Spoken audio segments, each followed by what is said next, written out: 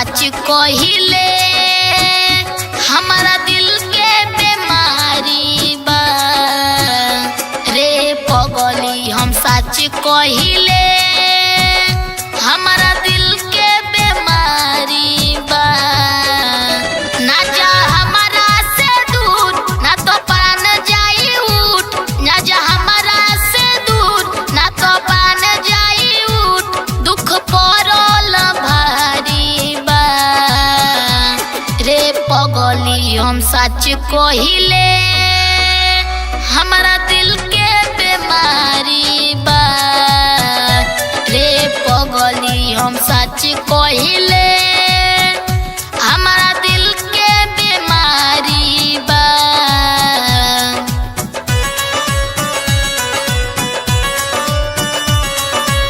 Music by Mukesh Singh. साथ न छोरी हो ना दिल तोरी हो कुछ दिन बजिनगी हमार हो। साथ न छोरी हो ना दिल तोरी हो कुछ दिन बजिनगी हमार हो।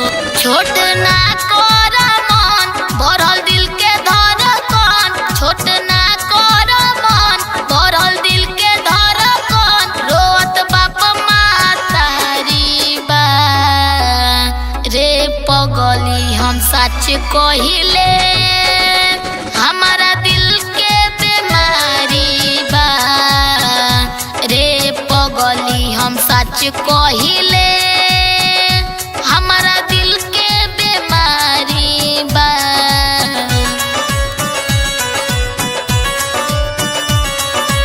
Music by Mukesh Singh.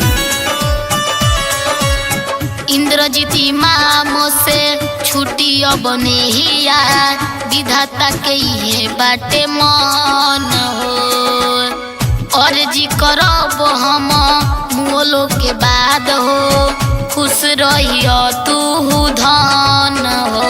कहे अंकुशर सर खुश रहियो तू अब कहे अंकुशर सर खुश रहियो तू अब मोत आइल दुआरी बा रे पगली हम सच कहिले हमारा दिल के बीमारी बा रे पगली हम सच कहिले।